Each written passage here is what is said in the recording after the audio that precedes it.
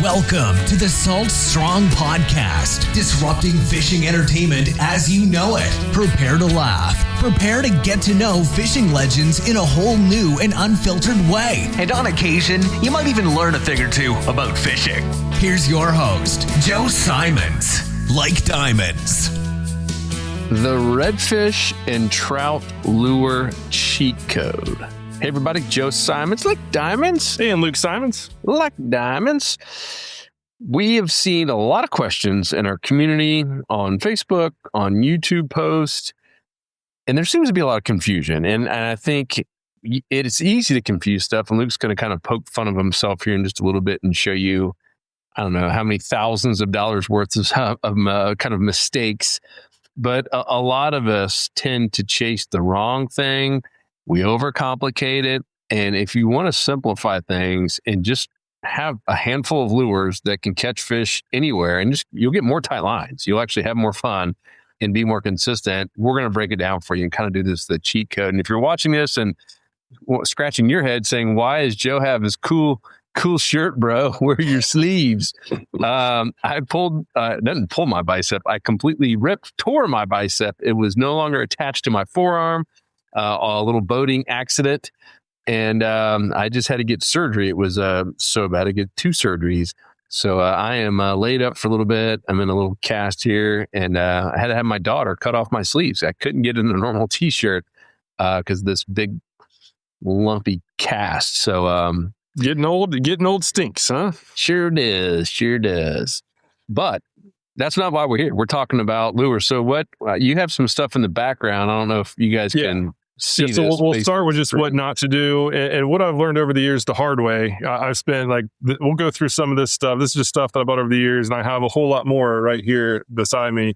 But what I finally learned after wasting a ton of money on gear that I didn't need is that saltwater fish, especially redfish and sea trout, are way more aggressive than like bass. So I grew up bass fisherman. I was very particular on what lures I was using. And with saltwater, as long as you're in a good spot and you're using the right type of lure at the right depth, you're going to be catching some fish. If you do that properly, it's hard to not catch fish. So we have no business getting all this stuff, and especially the stuff over here, just because it's a waste. And again, a lot of this stuff I was buying when I was like in high school, and I didn't really have money that I should be spending on stuff that I don't even use. And I'm shamed at how much money I spend, especially when I now realize that it was a total waste of time and of money.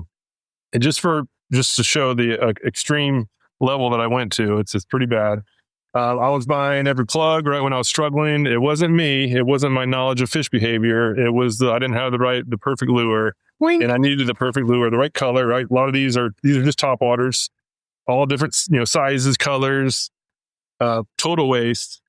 These are more, this tub is all bucktails only. Oh, nice. This one is spoons only, nothing else. This is just hooks. When I was live bait fisherman, I had every possible hook possible. And down here, the bottom one are crabs and shrimp lures. And if you think that's bad, and if someone's listening, explain what you're pointing at. These are like big tray, like Tupperware trays, massive ones. Yeah, well, the first ones were normal tackle trays, but then when it gets back to bucktails and jig heads and stuff, or bucktails and weeble spoons, jig heads are out in the garage, all the lead in there. That's even worse than these. But these are all like shoebox size, if you will. But where the real shame comes into play, we'll start with the hard plugs. Right, everybody needs hard plugs, right, Joe? Oh, don't be this guy. Now that's a big tub. Don't be this guy. Like, just going through, I was trying to do the math quickly on like how much this stuff is. Like this alone was I think $22. This is one of those. I forget the name of it when the hook pulls out. Right, I had to have it. Did you save your receipt? Yeah, I wish. This one, we're actually at a chapter meeting in St. Augustine, and at that really cool tackle store. And like I saw this top water, I was like, man, that's cool. I got to have it. Still in the box, haven't used it. It's out of control. It's multiple thousands of dollars in this tub because it's all lures, probably $10 a piece average. This isn't a shoebox. This is like 3 shoeboxes full. Don't do that. Don't do that. And then I love soft plastic, so of course I have a lot of those. And this is even heavier and same size, even fuller of just stuff, right? And what I finally realized after spending way too much money is I didn't need 99% of it. And I just feel ashamed for buying all that stuff. At least I supported some local tackle stores, but I had no business buying that stuff. And most of all, my focus was clearly on the wrong thing. I was all about trying to get the perfect lure for the perfect situation so that I always was going to catch a bunch of fish. In reality, I just didn't know where the fish were. And that's what I was getting wrong. Or that will cover this too, is I wasn't at the right depth. That's a very big thing that a lot of people have mistakes on. We even have some of our members, we have a fishing school that goes through all this, and a lot of members, some don't go through it, and just going through some questions, and they'll be talking about where they're fishing and then what lures they use. And it was a good lure, but not at that depth, right? A shallow running lure is great in the shallows. It will not work at all in deeper water if the fish are on the bottom. So anyhow, long story short, we're just going to go through the cheat code to make sure that, number one, you're going to be catching redfish, sea trout, and then bonus snook and flounder, tarpon, triple tail cobia. They all eat these lures too. But we're just going to teach you how to do it without being the guy that's spending all this money. And I have a whole closet full of junk. I even had more than this. This is just what I brought out. It's pretty bad. Yeah, like that spool tack, that was that lure that you showed that was $22 that has the internal leader. That actually does catch big snook. I mean, the guy who created it, I mean, he and the Mad Snooker, I think, used that one. I mean, some of these guys, these old school guys, caught some monster snook with that. But you have to have that on the bottom. Like Peter Deeks has this new course coming out, the underwater. I think it's the Underwater World of Inshore Saltwater Fishing. Spent 3 years on this, taking cameras down and studying these fish. And the one thing he saw, every time he went into an inlet or a pass, with snook in particular, and this was most fish though, but snook in particular, they were 100% always on the bottom. So he's like, if your lure or bait is not on the bottom, like literally popping off the bottom inside of an inlet or pass, you almost have zero chance to catch fish. And that spool tack, it has some weight in it, but it's not weighted enough. And it's really, really hard to get that if you got current on the bottom. And so it's a horrible lure to throw like in a big, fast moving inlet or pass. Luke's got it right there. Yeah, and just another example. I got to get two colors. Yeah, of course. But you can spend $22 like, oh, this thing stinks, but you nailed it. It's a great lure. It actually is a good lure. But if it's not on the bottom where you're fishing in that instance, you don't have a chance of catching it because you're going right over the end. And another thing we're going to address here, just again to make sure that we help you save as much money as possible, is utility. Right, Joe mentioned, especially we add snook in the equation as well as flounder. They're almost always holding on the bottom, number one, near structure, and they specifically like hard structure. Seagrass obviously is good, but what they really love is like a log or a rock or like a limestone ledge. That's what they really love. And throwing lures like this with a giant hook point that's exposed is a very quick way to lose $23 in one cast. And so if you do get it down to the bottom, which is where the fish are, you're likely going to get it snagged, and now you're spending a lot of money. What we're going to talk about is using lures that still catch big fish. Now, most of my PBs now have almost all been on lures since I've really been using lures only the last probably 10 years. Once I realized that they work shockingly well, and specifically there's one lure in particular that most of my PBs have been on, which has been surprised. And it's mostly rigged weedless so that I'm able to confidently bounce it on the bottom right through the structure without getting snagged. And those fish just can't help but to hit it, even though it's not $23 and very flashy, right? It's just one of those, like the utility goes a long way when we're talking about catching fish that are holding near structure, which is, whether it's redfish, sea trout, snook, flounder, they're all ambush predators. So they'll naturally be holding close to structure. So going non-weedless is a risk, and it could be not a risk, but it could be a costly endeavor. And again, these are just the lures that have survived getting snagged. I should have mentioned that I have lost a lot of lures to the bottom over the years. So I think maybe we started the basics, and we have a lot of this information in the fishing school as well. We did that online fishing school just to make sure that again, people who want to go out saltwater fishing can do it as efficiently as possible. And so we're just going to this will be kind of a quick way to go through the total beginner level all the way to advanced. We're going to cover the full spectrum here. So number one, what everybody should be using, and I will even go more aggressive on that, is don't use anything else other than these two lures until you're consistently catching slams. Whether you're going after redfish, trout, and flounder, or redfish, trout, and snook, or all four of them. Again, don't be me. Don't get anything else until you're catching slams with these two lures, because they always work, regardless of season. And these specific ones, same size, same color. You don't get multiple colors. You can if you want, but you don't have to. And it is shocking how effective they are. And most importantly, the biggest reason why they work so well is they get strikes consistently. And now you can trust that the lures are going to work, so that your focus can be on finding where the fish are and reading the water, learning how to read exactly which sections of the water is going to have the most life. So without further ado, go through the two lures. And so to make sure that, we'll go through the core reasons why this works. So redfish and trout, they're almost always feeding on one or two of these prey, and usually both. So bait fish and shrimp are the two most common prey. And we know that they cover various depths and typically hold near structures. So we, of course, need to have a bait fish imitation and a shrimp imitation, because sometimes they are going to be just looking for shrimp. Sometimes they are going to be looking just for bait fish. So the ones that I recommend, and this is what I personally use too, if I'm traveling or if I'm struggling, I'll just use these. So the 2.0 paddle tail, it's a 3.5 inch paddle tail. You, of course, don't have to get this particular one. It's more about the utility. And I have rigged on the weighted hook. This is the Haas Helix hook for shallow water, 2.5 feet or less. Automatic, boom, this will always catch me some fish as long as I put it into a good spot. And that's, for those listening, it's a Slam Shady 2.0. All that's at Fish Strong. Yep. Right. And again, pick your color, doesn't matter. This is just the one that's most popular.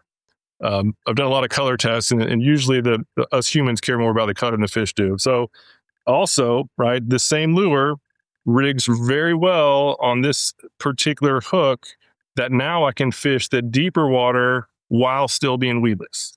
So with it, if bait fish is the key, right? If I'm seeing a lot of birds diving, if I'm seeing obviously bait on the surface, boom, hey, like I already know there's bait fish there. Okay, let's throw the paddle tail. And if they're on a shallow flat, this is what I'm throwing. And then if they're in the deeper water, again, 3 feet or more, then I'll use, for those watching, for those listening, this is the Haas weedless round eye jig head. It's basically a round jig head rigged on a worm hook. And if I need to be really weedless, I'll just skin hook the top of it. Now I can bounce along rock jetties. I can do a really lot of damage with this lure with very, very little risk of getting snagged, even when I'm throwing it up in the mangroves, under docks. Like if you can just, if there's bait fish in the area and you present this lure in front of a trout or redfish or flounder's mouth or snook's mouth, like you're going to catch it in most cases. So, and the best part, they're not even that expensive. So if somehow you do get snagged, it's not that costly to replace it. Make sense? It does. All right. And so on that one, where are you seeing people make mistakes? Is it, I assume it's the depth where they're fishing a thing that's 6 or 7 feet and they're using the Haas Helix, or vice versa. I did see a member recently, it said, I was fishing this shallow oyster bar with a jig head. I was like, well, you might want to go weedless, not have an open faced hook as a jig head. Yeah. More commonly, I answered this question to someone, I think it was someone on YouTube the other day, is that they were talking about, hey, I was fishing a pass and not catching anything. I'm seeing activity. I saw some other people catch stuff. I didn't catch a thing. Like, what's happening? Or caught maybe some ladyfish. And so I was like, hey, like what we're using and like where exactly we're fishing. Like, yeah, I was fishing in the pass and I had, it was a soft plastic rigged on a weedless hook. Boom. That's the issue. Depth control is crucial. So This is amazing. And I'm holding the weighted hook on the paddle tail. This is amazing for buzzing over oyster beds up on the flats, going over shallow grass flats, skipping up under mangroves along the shoreline. It's amazing. Where it'll totally fail is when you get over 3 feet of water, especially in a pass where it's like 8 or 10 feet of water. This will be solid for ladyfish, but the snook and reds and trout and flounder on the bottom, they will not move up 6 feet most of the time to go attack this lure. Some of the time they might, but if you really want to put the odds in your favor, you need to get the lures on the bottom. Most of the feeding happens on the bottom. And so if we're ever not putting our lures down there, we're just hurting our chances of success. So again, like half of these lures that I waste my money on, they're shallow runners. And I was terrible at reefs. I never had any success with fish, with lures. And then as soon as I started focusing on depth control and specifically getting down deeper while being weedless, we do also have these jig heads up to 2 ounces for even those offshore anglers. Like lures are even better offshore because those fish aren't trained to be afraid of fake stuff. So long story short, get weedless, get on the bottom, and use the appropriate weight of the jig head to get your lure, whatever lure you're using, on the bottom. You basically want to get it down there without making a whole ton of commotion. You don't want to be throwing a 2 ounce weight in 5 feet of water because just the splash of that thing's gonna scare everything. And obviously, the higher the weight, the less skippability it is. So it's really hard to skip anything more than really 1/4 ounce decently. So just, I recommend this lure, if there's bait fish in the area, this particular lure, and then have a weighted hook, and then whatever jig heads you need to cover the depth ranges that you fish most often. We actually have a bundle that includes these in our Fish Strong store that has the 1/8 ounce weighted hook and the 1/4 ounce jig head, so that you can pretty much cover anywhere from like 6 inches of water with this. As soon as it gets down to more than 2.5 feet, make the transition to 1/4 ounce. This does very good in the 3 foot to really 8 foot range.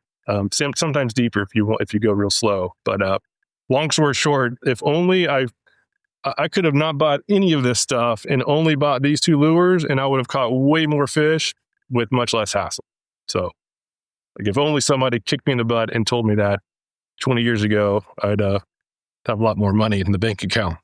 Earlier, you mentioned shrimp. Where does that fit in?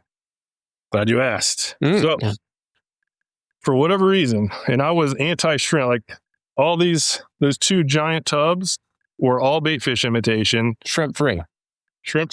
And I have this one little box of like my earlier shrimp escapades. I just didn't think they're all that good. And I mentioned before, I have one lure that has most of my PBs, and it's the shrimp, and it's this one in particular. And we do have, there's 2 sizes. The bigger one has most of my PBs. What we're going to be talking about is lure size.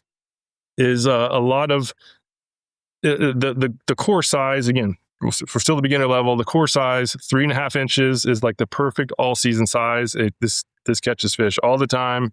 In some instances, when there's like really small fry bait for both these lures, I'll literally just pull the tail off. So I'll literally see what size the bait is. I've caught some overslot reds with little nubs like this, where I've literally pulled the tail off, throw it out. Now it's a little jerk bait that kind of darts through the water.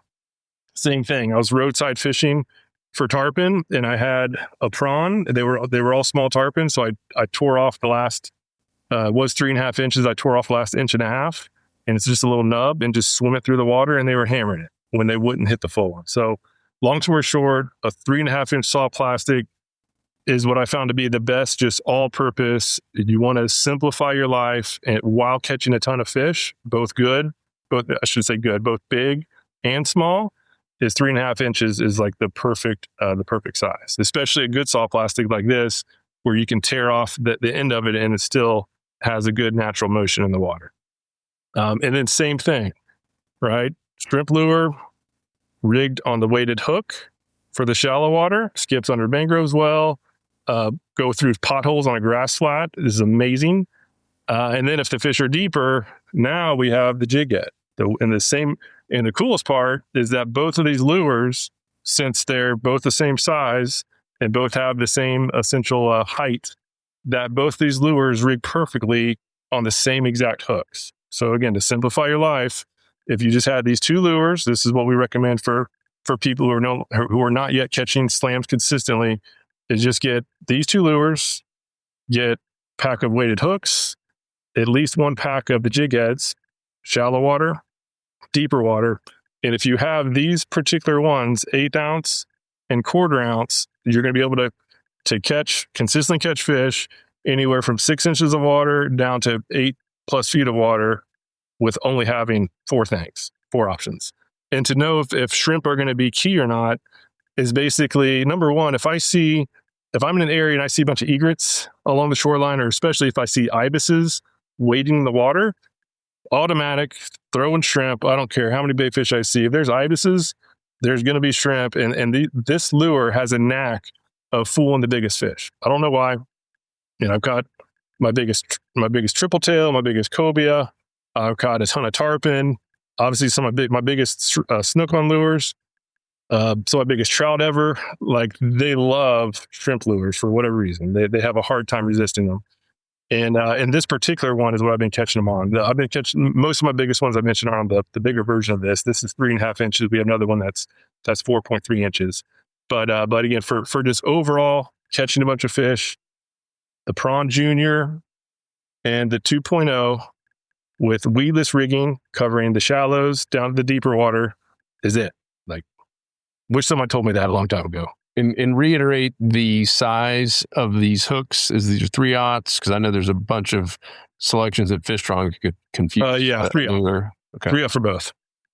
And it's a 1/8 ounce on the Haas Helix, the weedless. Yep.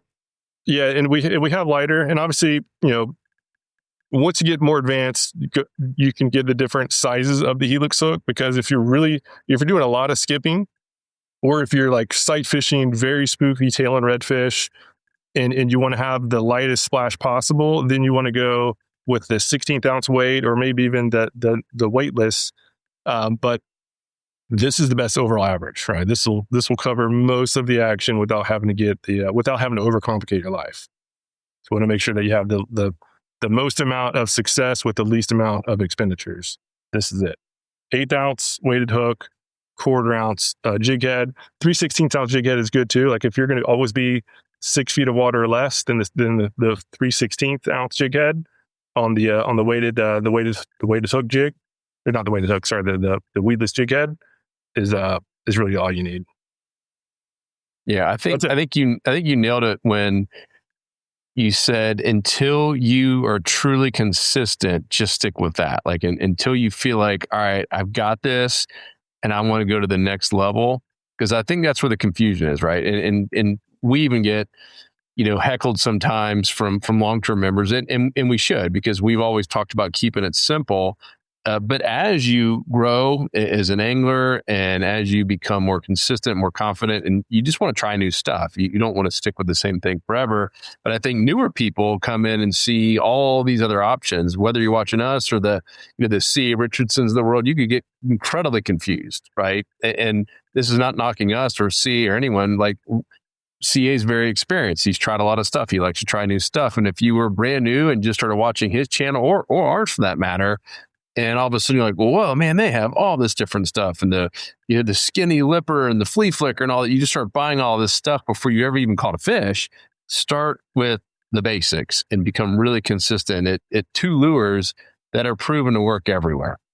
We had Pat on our team who lived in an RV for a little over 1.5 years, and he started in Texas only using these lures. I mean, he used the exact same ones Luke just highlighted, and he fished all Texas, all Louisiana, Mississippi, Alabama, Florida, Georgia, South Carolina, North Carolina, Virginia. He literally went all the way through, and he basically anywhere that he could find trout and redfish, 9 states total. And he crushed fish every single place he went using the basics, just to prove that this can work. Yeah, and one of my passions is explore new areas. So I make an effort to just take the boat and just pick a spot and just go to it and just explore, see what happens, and just kind of challenge myself to do good. And we'll talk about some of the other lures first. So a lot of times I'll start with some of these more advanced lures, because I prefer to target most of the bigger fish. but I never want to get skunked. And I rarely do, because I always have these with me every time, every single trip. So although we're saying that these are for beginners, they're for everybody. These, I know a lot of our members are investors. So I kind of equate these as like the index fund, right? They always work. They're tested. They're very reliable. There's going to be some situations where these more flashy lures that have more noise and can cast really far can outperform these index funds, but these can get skunked a lot easier as well. If using some of these more advanced lures when the conditions aren't right for it, that's when you're likely to get skunked. And that's what I was doing with most of these plugs, is I was throwing them out without knowing exactly when they're good. I wasn't yet good about, number one, first of all, I wasn't good about picking spots. Number two is I wasn't good about reading the water to evaluate if a certain lure is going to be good or not. When I should have just started in throwing these core basic ones, the foundational lures that always work, and just got better at spot selection. And then once you're good at spot selection with good lures like this, you're going to be catching slams most trips. And then once you start wanting to kind of cull out some of the smaller fish, then you can start using these little bit more advanced lures that we're going to start talking about, including just the different sizes, right? Like even the paddle tail, right? Paddle tail is great in the fall. Although the smaller one works, the 3.5 inch one work in the fall. I like throwing these big 5-inchers, because now I'm weeding out those little 14-inch trout that would still dominate the smaller lure. I don't want to mess with those. I don't want to waste my time. I just want to weed out the smaller ones and catch the bigger ones. And if I really want to weed out some of the smaller fish, then I'll throw like a big plug like this Skinny Lipper XL. Now I'm not even catching the 18-inch trout anymore. They'll hit it and miss, which is fantastic. Like when I'm tournament fishing, and nothing's worse than catching an 18-inch trout, and then while you're reeling in, you spook off the 28-inch one that was right behind it. So with bigger plugs, you can strategically miss the smaller fish. That creates commotion for the bigger ones to come in and steal the bait. Those bigger ones aren't going to miss a big 5-inch plug like this, whereas the smaller ones often will miss it, which is fantastic. But if you want to have max fish catching, use a small 3.5-inch soft plastic, because that catches everything. You'll catch mangrove snapper. In fact, I just went out to Cape Coral last week to explore, never been down there before. I was throwing this prawn. I caught the biggest sheepshead I've ever caught in my life. It was, I used to never catch sheepshead with lures. And once I started using this around mangroves, like this past winter, I was catching at least one sheepshead, like about every trip. Like every time I was fishing mangroves that had more than 2 feet of water, they were hitting this surprisingly well. So use good lures, and the near structure is going to significantly increase both the quantity of fish of all sizes and of all species too. Like this little shrimp lure. I don't know what it is about shrimp lures, but I'm a full believer, and they're at their best when the conditions are toughest. So for paddle tails, they're good. A lot of it comes down to how much vibration are you putting out in the water. So paddle tails work great, especially the 2.0. It has a relatively small tail, but even like an extremely calm day, like during the summer, a glass calm day where there's no wind, clear water, even this little tail can put off too much vibration where it's not natural.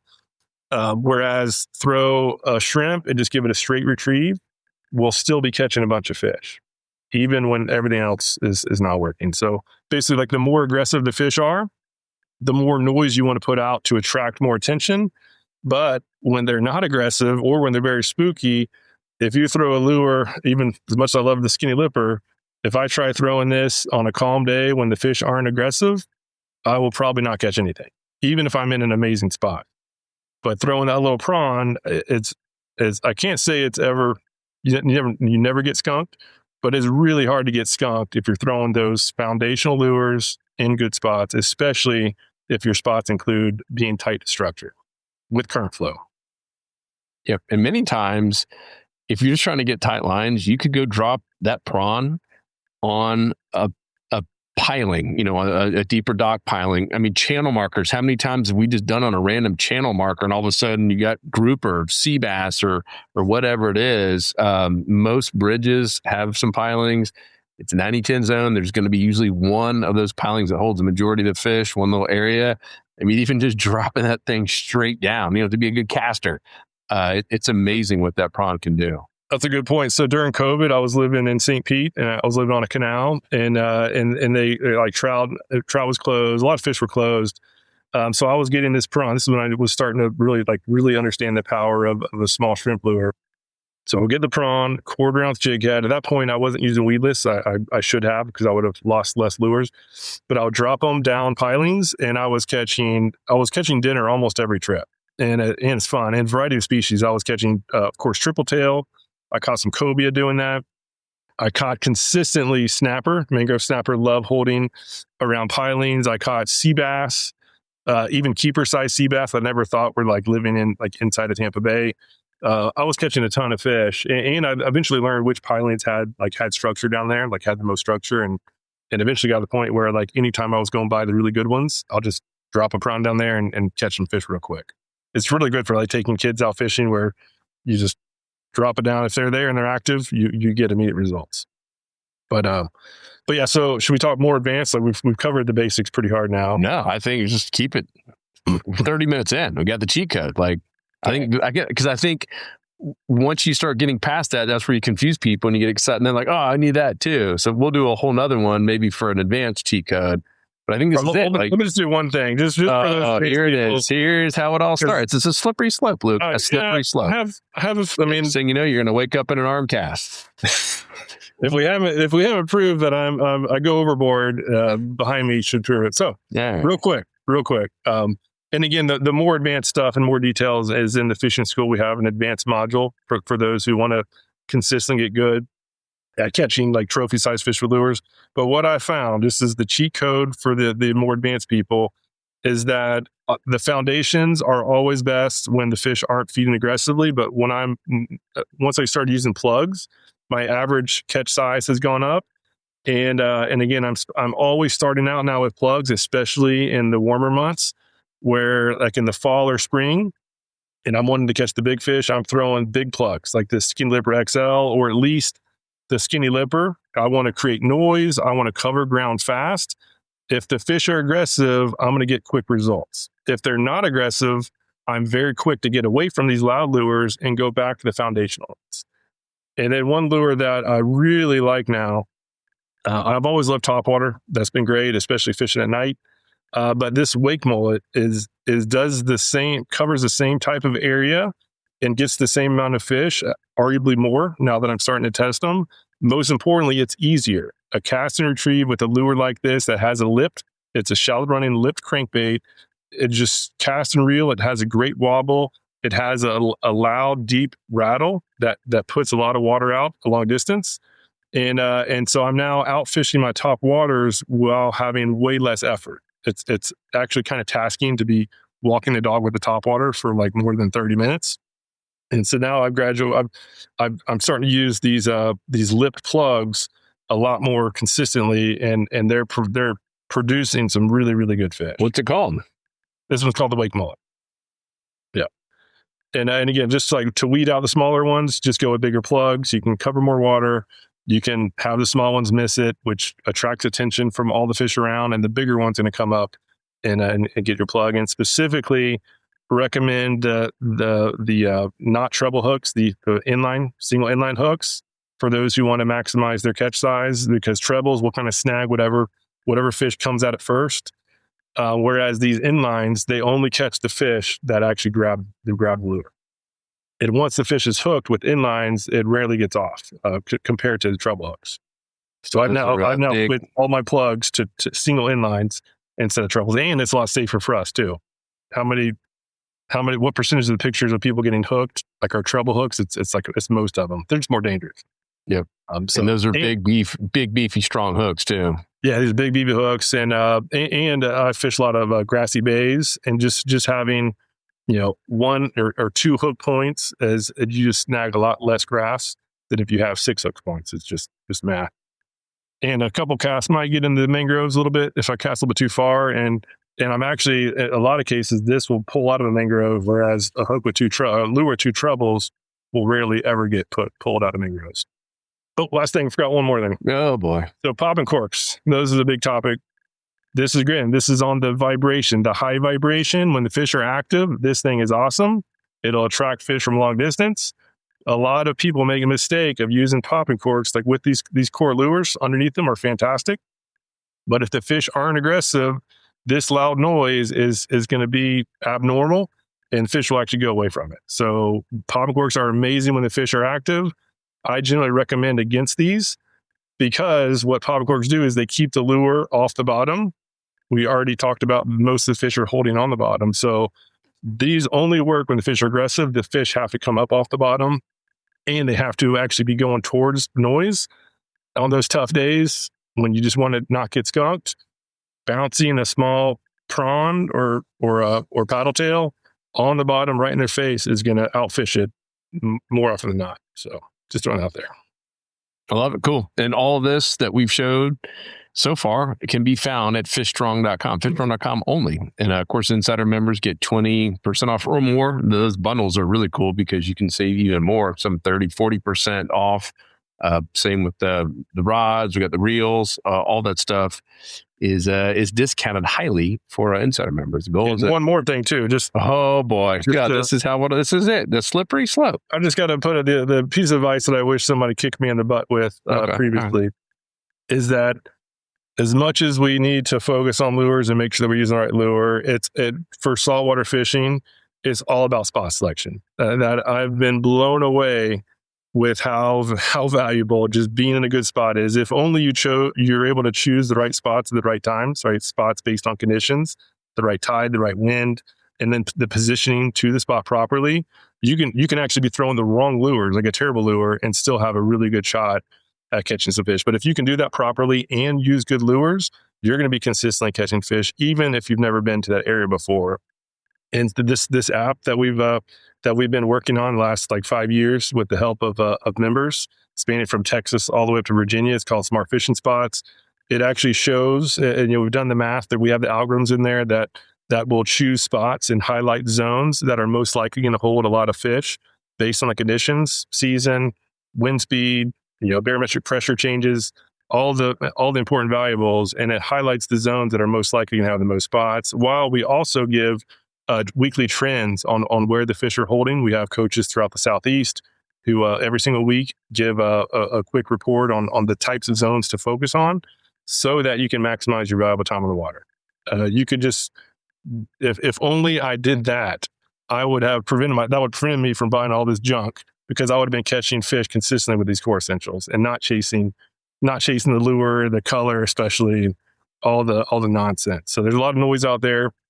The one thing, if we can do better and have actual results, is to get really good about knowing fish behavior. And that's what the Insider Club focuses on, is teaching true fish behavior so that you don't have to spend a ton of money on lures and you can still catch a ton of really good fish. And with light bait, I no longer use light bait, and I'm catching way more quality fish than I ever have before per hour fishing.